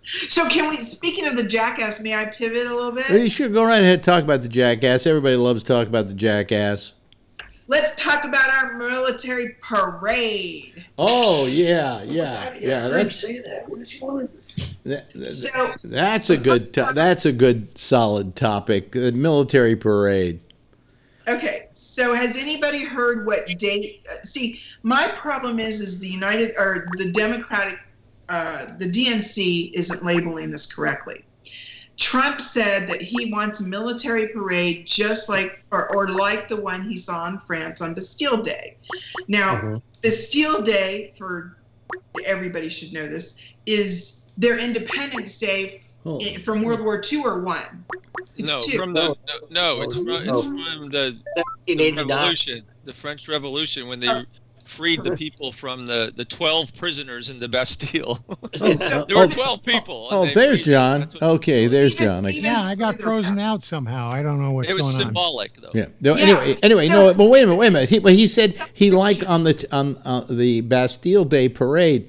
Bastille Day is a historical parade, much like you maybe have the Thanksgiving Day parade or the whatever parade. It is not a parade of military might as much as it is celebrating Bastille Day. It has nothing to do with military might. Yeah. Right. So exactly. So the DNC needs to be saying this is not like Bastille Day. This is, and then they should have pictures of North Korea's military tank parades, and then Russia's military tank parades, because this is not what Bastille Day was for. It's not a celebration. Mussolini's military tank parade. Right. So he's trying to he's well, just no. doing What happens if you look at the Russian parade, you look at the North Korean parades and so on. They are a parade parading military might, saying "fuck you" to the rest of the world. That we're going to fuck you over if you fuck with us. And that's what Trump wants. Patrick. Oh my God. Patrick. I mean, our country does have a history of doing parades like that. After World War II, tanks. After Desert Storm, we did the same thing. We did one after Desert Storm. That was the last one we did. No, we had tanks running through the street. Parade up Broadway. What the heck? What? Right after the Gulf War. We had tanks. We had a parade up Broadway in Manhattan. There was a parade of troops. Yeah, but that was because the war was over. You know, it was a whole different thing. Yeah, there was a purpose. There was a purpose to it. It's not like it's Monday. Let's hold a parade. You know, which is essential. Trump wants the parade for himself. Right. And so the DNC needs to be saying this is not a parade of celebration, and then put up the Russian photos or put up the Chinese photos showing them that this is a military might issue and not a celebration issue. Yeah. Because they're completely different. Patrick? Republicans should be saying the same thing. Oh, absolutely. That's a good There's point. no reason for this. I mean, the reason I brought up the other one were specifically what John said, these were a celebratory parade ending a war, which I don't have any problem with. You can roll an Abrams tank down the street for a parade after a war, that's great. But just to have a military parade to have a parade is exactly the same as what the Russians do, the North Korean, the Chinese. I don't even know. I don't even know that I don't know that the Chinese do it anymore. What do you mean? I don't. Same with Iran. Yeah. A lot of the powers that dictators. They're showing their might. They're saying, "Here's what we own. This is what we can kill you with. This is the stuff." Here's the thing with Trump and with this whole thing. It would be very nice. If to begin with, if you remember the ones that happened after a war, what you're celebrating is the war is over. There is no more war. We are celebrating peace. Okay? This is celebrating might, and that's wrong. That's just wrong.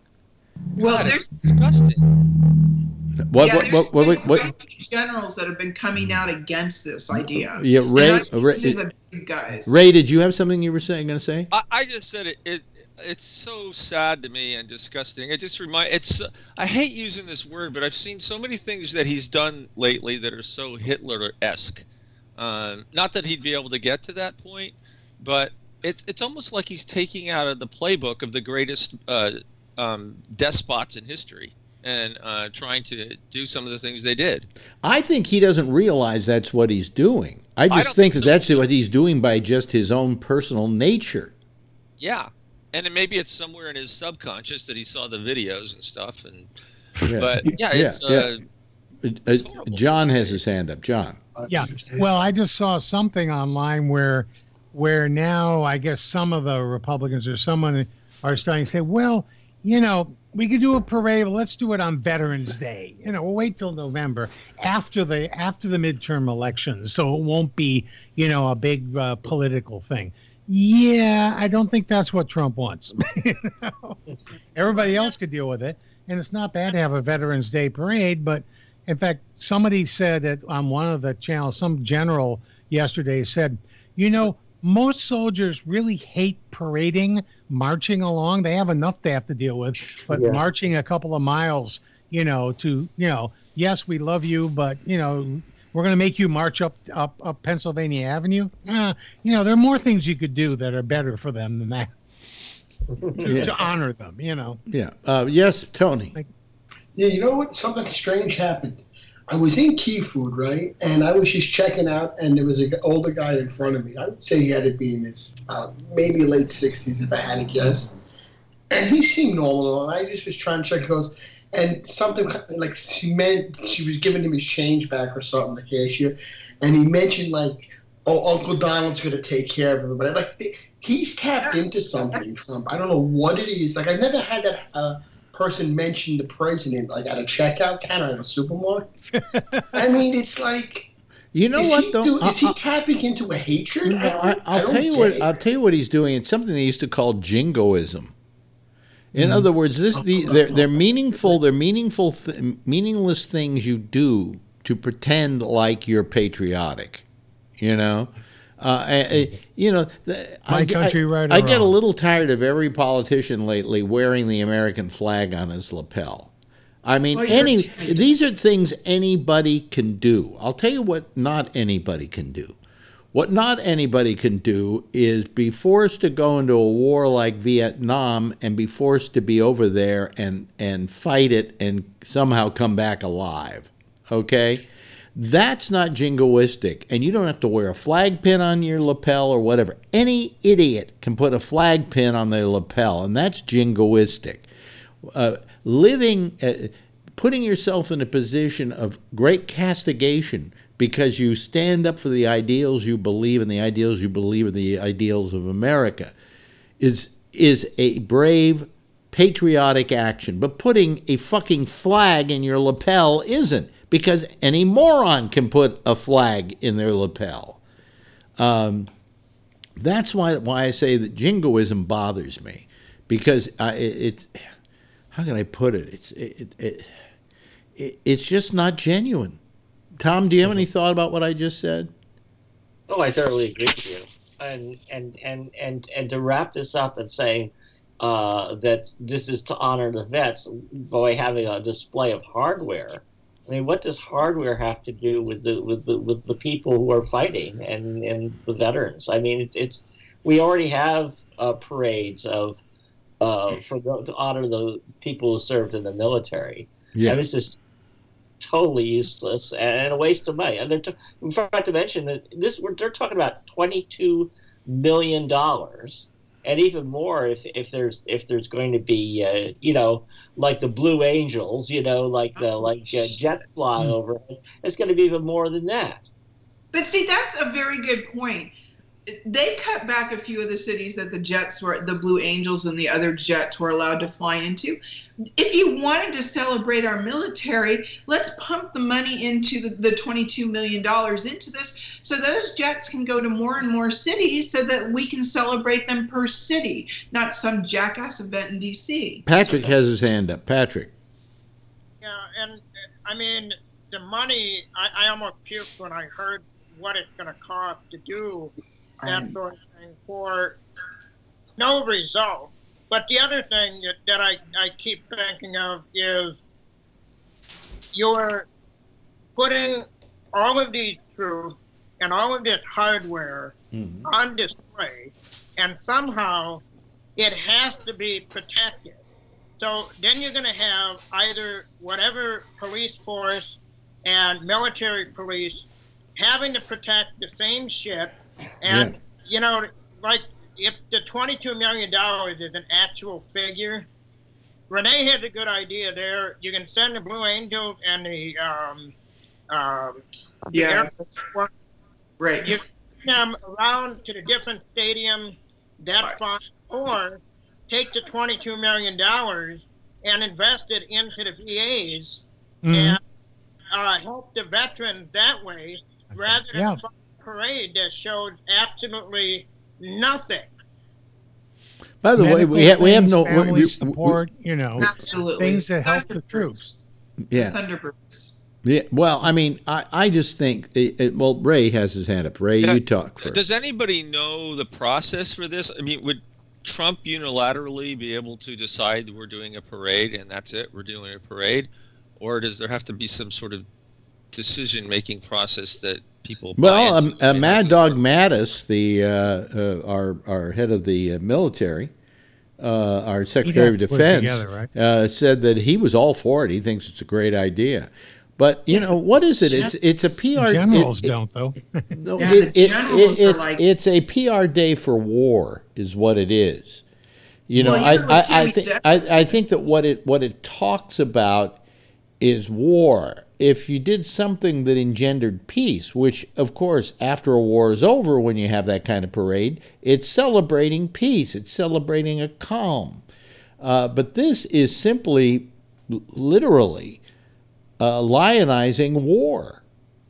And while they say, well, we honor the military, people go, we thank you for your service. Well, you can thank me for my service. I did 2 years. Thank me for my service. But the fact was, I went into the Navy to keep from going into the Army because they were drafting people, okay? So don't thank me for my service. Thank me for my raging cowardice. Yes. First of all, Patrick, and then John. I just want to know, after Desert Storm, we had Clinton, then we had George W., then we had Obama, and none of them, all of them were involved in some sort of conflict and or wars, and we never had to show our military might on the street, whether it be in D.C., whether it be in New York City, in San Francisco, L.A., wherever. We've never needed to do that. Now all of a sudden we have to do it. Why? My button's bigger than your button. My button's bigger than your button. My military's bigger than your military. This guy obviously has a small dick. Seriously, goes with the hands. Yeah. Who did I read today who said they knew Trump when, and it's somebody famous. And they knew him back when, and just always felt he was a complete moron, not particularly intelligent. Probably a few of those guys out there. Yeah, that this is not the kind of person who's bright enough to be president of the United States. But then again, who voted for him? People that are not bright enough to be president of the United To States know who either. to vote for. To know to vote for. Yeah, exactly. Hey, he was on TV. I think I'll vote for him. You know, he's good with money. Yeah. The thing I also think is this is also Trump's slap at the Democrats, along with him saying with all the back and forth, about DACA and everything. Oh, the Democrats are messing up the military because they're not allowing all this, our budgets to go through and all that. It's another thing. I've got the military. I'm going to show those Democrats. Did you see? We're going to march the military around. These are the people that you're screwing over, which of course they're not, but it's still. Did you see what he did the other day? He talked about the people at the State of the Union who didn't applaud him or stand up for him. Oh, yes. And referred to them as traitors. As traitors. He said it was a joke, but you could see, we could call them traitors. He says, well, what should we call them? And I think somebody out in the audience said traitors. And he says, I'd call them traitors. Yeah.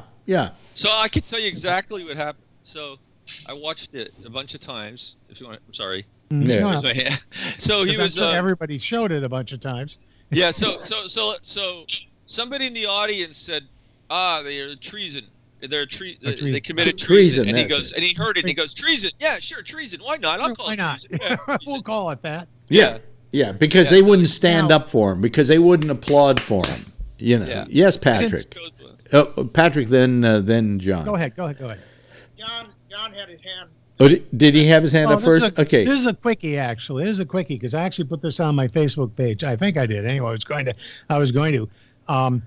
We're talking about if not applauding for the president at the State of the Union speech is treason, then Paul Ryan back in 16 when Obama's last State of the Union, he didn't applaud for 2/3 of that all the way through. That he should be in jail at this point. In fact, treason is punishable by death. Hello. Yeah, I mean, still there. Yes, Patrick. Yeah, the treason thing is horseshit. But you brought up. I forget who it was.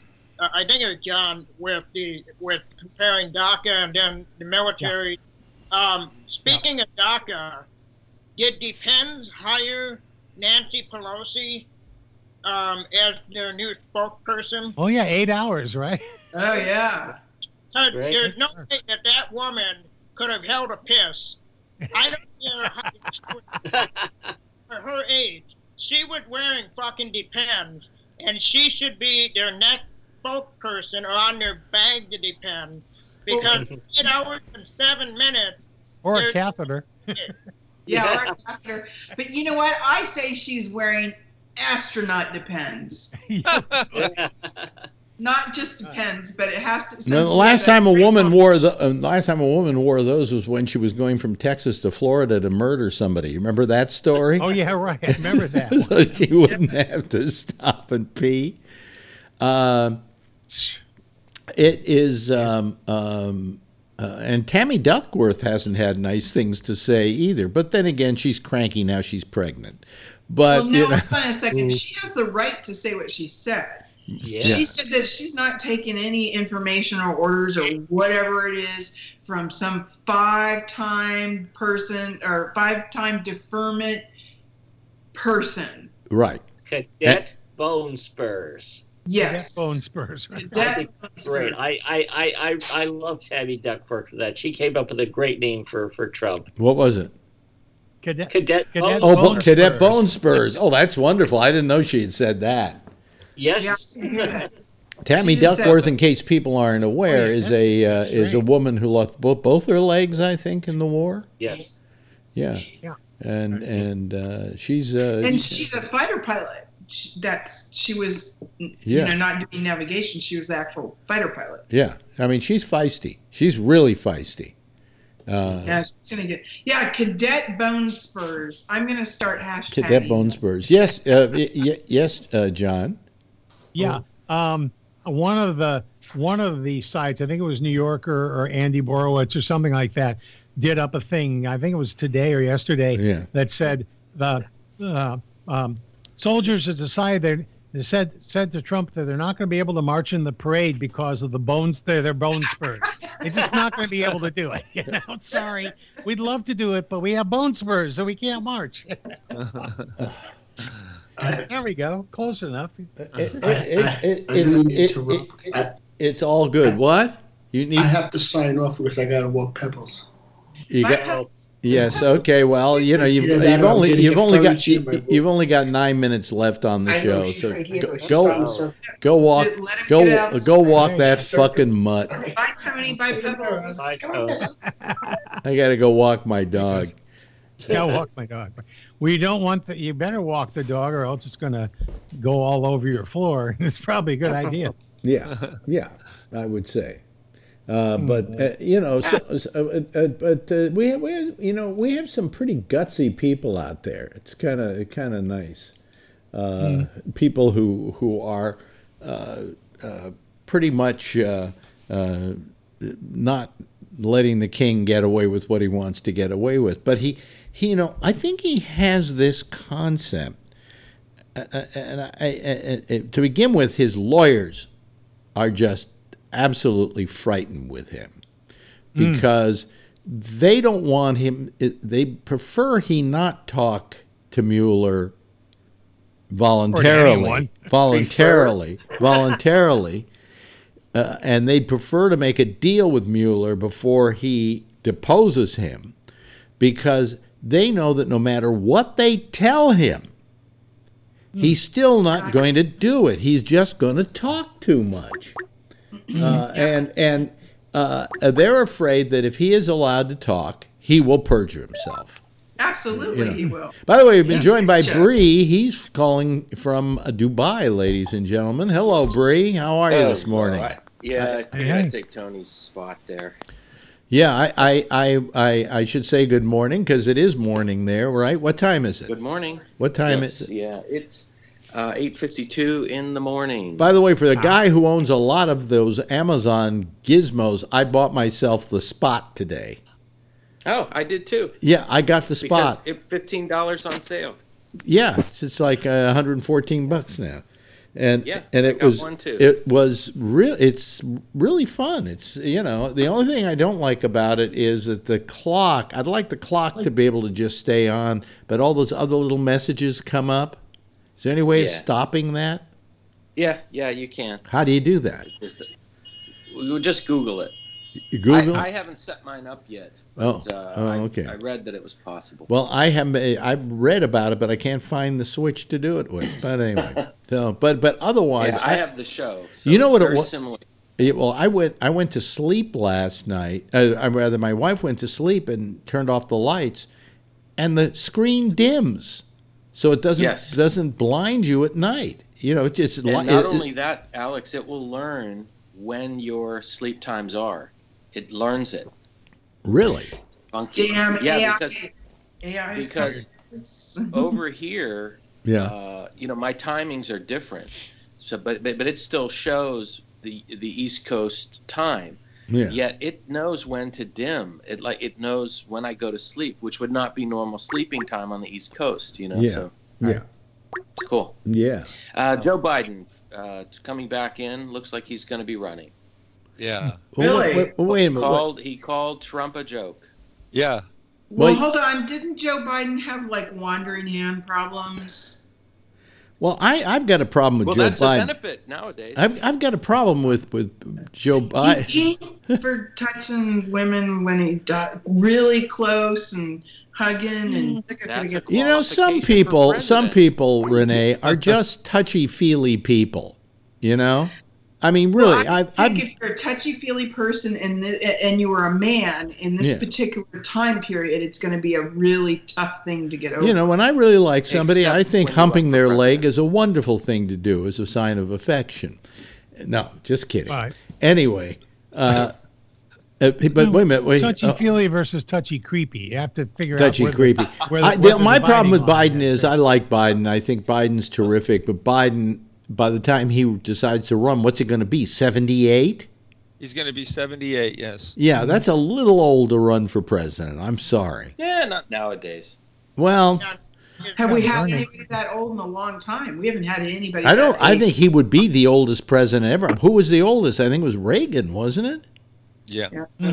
At the time of his pretty election. Close, actually, yeah. Yeah. And then I guess we should say that because Reagan kind of lost it in those later years, that maybe, you can't really run Joe Biden because we don't know how many of those 4 years will be actually you instead of your Dr. Jill Biden.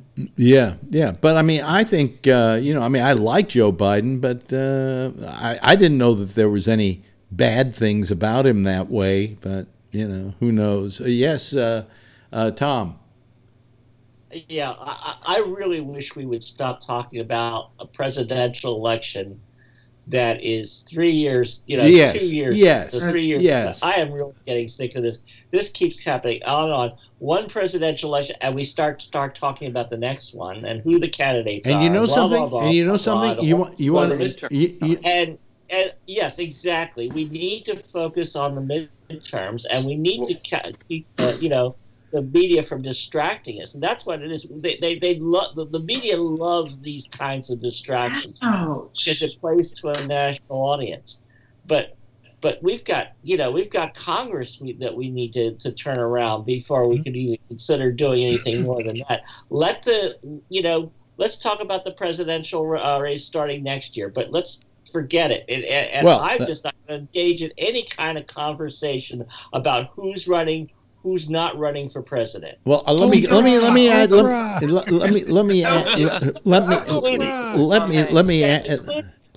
to that by saying that any kind of prognostication you want to make at this point is ridiculous, because when Obama ran for president, nobody even thought of him at this point yet. It wasn't until about a year and a half before the election that he really jumped into it and people started maybe talking about him. So you can't tell what the field's going to be like 3 years hence, and we shouldn't start talking about it yet, because we're going to have another one of those 2-year election cycles, and I hate that. What we need is to have a thing where they say, hey, we don't hold primaries because that just costs the states a lot of money. You guys go to your corner. You guys go to your corner. You come out with your standard bearer. Let them run, and we'll have a 6-month election cycle.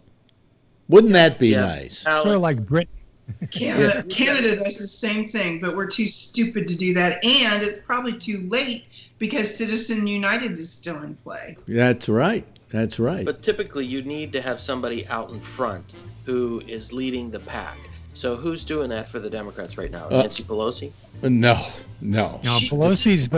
Pelosi is going to be a big problem in this midterm election. Everybody's saying that she's the bad girl of all the Republican candidates are going to go after her and say, whoever the Democrat is, they're already using Pelosi's person. Okay, they're already using her visage in ads all over the country, everywhere, and they did They did in 16. And I quite frankly, I never thought she was that bad. She's a pariah in that way, even though I think she's perfectly lovely. But listen, the music's playing. What, Bree? Did you have something quick to say?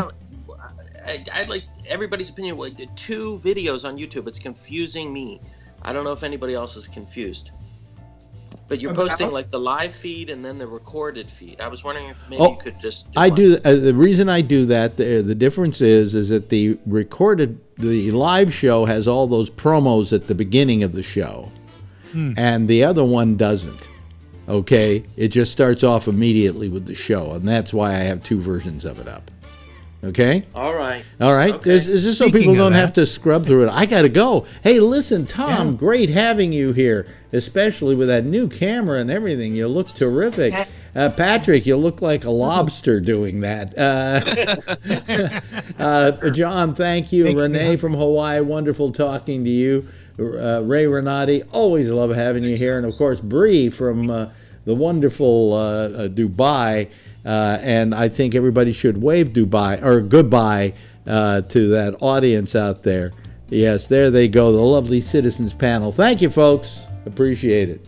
Anyway, that's it for tonight. Let me just kill the feed here from Skype so the next show can use it. And then I'll do my big goodbyes, which is to say that, you know who's next? Yes, of course, Jack and Amy with the intersection. And then at 1 o'clock this morning, Eastern Time, it's Connections. And then tomorrow at 9:30 Eastern Time, of course, it's Damien. I'll see you again tomorrow, same time, same station in life. In the meantime, if you see her, tell her I love her, okay? Bye.